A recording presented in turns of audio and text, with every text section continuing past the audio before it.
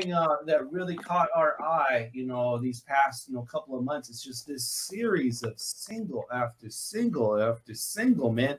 I mean, I'm throwing just some of these covers here on the screen. Like all of these would drop within the past 2 months or something like that. Yeah.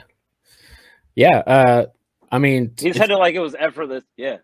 I mean, most of these songs are not new to me. Okay, they're not new. They're new. They're new to everybody else. I've been recording stuff. I put a studio. I think last time I was here, maybe it was last time I was here. I might have had the studio by then, but okay. I've put a studio in my house as of the last several years. Oh, congrats! And even here recently in my new place, I actually have a room for it. Before it was in my bedroom. Now it's like I have a room. I built my own sound panels. Like I have, as far as I'm concerned, I have a legit studio in my house. So like, and I did that so that I can, produce what I want to produce and create when I want to create, not feel burdened by like some kind of expectation. I do it when I want to do it and how I want to do it. And I make the music I want to listen to first. And if everybody else wants to join in with me and listen to my music as well, then, obviously I don't want to listen to it by my lonely, but I will. And so a lot of these songs I've been sitting on for a little while because I like the pandemic hit and just like I kind of lost a little bit of momentum for a while. I feel like everybody kind of started squirreling and like kind of harvesting all their good records and putting them in the tree and waiting for the world to kind of open up for them to be like, all right, look, let's just see what everybody got. Yeah, I mean, from pretty much 2016 up until now, there's been plenty of things to talk about. We've got plenty of things that we can converse about. And there's plenty of content to touch on. But I think that we hit a couple of years where it was like there was just more important things to worry about than whether or not we were going to drop a record. And at least for me, that was like that. Like I was, I've got a family and everything. So I sat on these songs for a long time. So the songs that are coming out right now have been recorded for anywhere from 6 months ago to a year and a half, 2 years even. So it is effortless in the sense that they were there already. I just had to finish the mixes. That was not like the studio came down for a while. It went inactive for a little while. I couldn't finish some songs. Right. So speaking of what you're talking about, how old is this record specifically? This record I wrote in like 2020. So this one's fairly a little new. Yeah. I mean, all of them that are coming out are still within the last like probably 2 years, but I was definitely sitting on stuff. I was gonna ask, dropping them singles back to back like that, is that something you're gonna continue to do? Yeah. I mean, there's definitely a project. There's definitely a couple projects actually. These ones are all for a project called Professional Hobby Rapper. Professional Hobby Rapper. And I like how you dropped it because it's like I was actually speaking about this with Randy from Undercast about it's more sensible to drop a song at a time than to drop a whole project at once. It's better visibility wise. It's better for optics. So this is how I always it's the same amount of work. as an artist, I value the album. I value the album. I think most artists would. I value the album experience. I almost never just put on a playlist or put on my likes on shuffle. I almost always I want to hear a specific song. I put the album on that song is from, and I listen to that album. New Music Fridays hit, I put up a queue of albums. I'm not just listening to like one song from each album. Like Drake's album drops, I'm listening to the album. I'm not listening to the first song and then bouncing to something else. So to me, I kind of equate it to like a mosaic painting. Like each song is a dot, and that dot could be beautifully colored on its own. But when you put it together with in the sum of its parts and as the whole project, you get the full painting. And I'm not saying I'm like super artsy, like my project's going to be like this super cohesive, but still it's all part of a project. It's still part of a full listening experience. Right.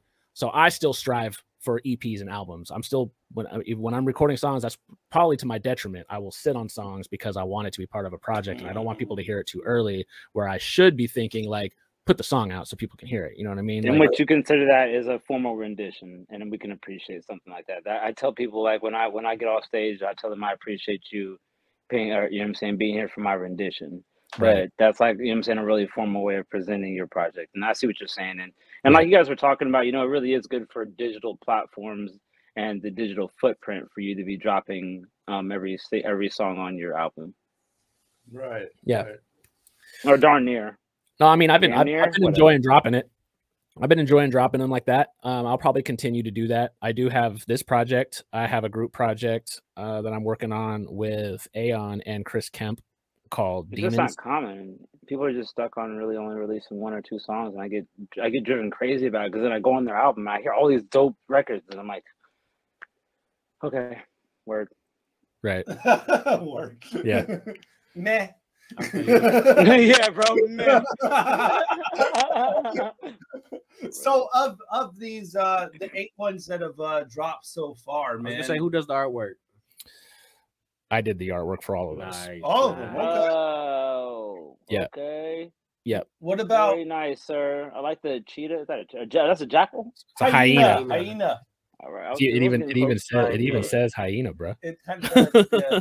But of It looked those, like a It does say hyena. hyena. It's small print, bro. I'm not. You know what I'm saying? I'm looking at this. Oh, okay. You call it a jackal? of the 8 records that have dropped so far in this series, which one's your favorite? I think the Grudge is probably the most personal. It's the most real. Yeah. That seems to be the one that got the most. You know. Wait, are you talking about favorite artwork or favorite song? My favorite song. I think the Grudge probably. I mean, it's at least the most personal, which makes it up there. I really like Cool Jerk. I think Cool Jerk's a bop. Cool Jerk's that one that you can dance in your kitchen to. Remember that reminds that's my version of a Joyner Lucas Eminem song. You know what I mean? Like me and the dude that's on that kind of spaz out, and it's got that real energetic, upbeat, double time type flow to it. I mean, I can't ask real quick. My ADHD is going crazy. Which one of those artwork? Can you put that back up, D Money?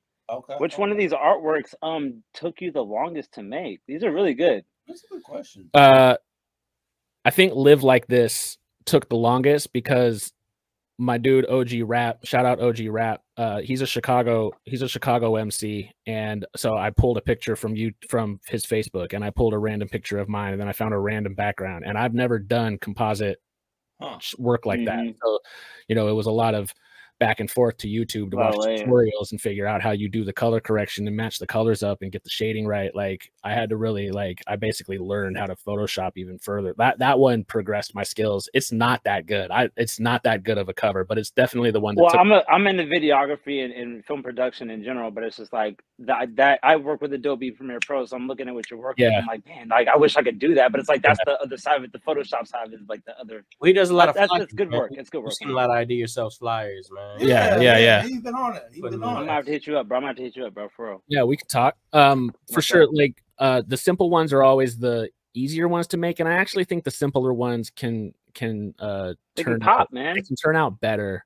Like that, the watch one for 24. That was hard. That it's just a Rolex. I blanked out the word Rolex and put my name in its place. You know what I mean? Kind of showing how less is more. Yeah. I really tried to do something crazy with the watch one. I was gonna have my wrist in the photo, and I don't have a Rolex, so I was gonna have to photo impose it, composite it on top of my current watch, and then I was like, what if I just zoomed in right on the face and did that, and it looks fire. I think that's one of my favorite ones, and I like that one. The easiest one. Hey, can you zoom in on that one, D Money, the watch one? No, I can't zoom in, unfortunately. Well, you can go listen to it on Spotify. Trying to get me with them Cory Tate timepieces, man. It's that kingly shit. Stacy says it looks like a Bay Area mixtape. It does. Yeah. I definitely borrowed a little bit of E40 for that one for sure. Yeah. Right.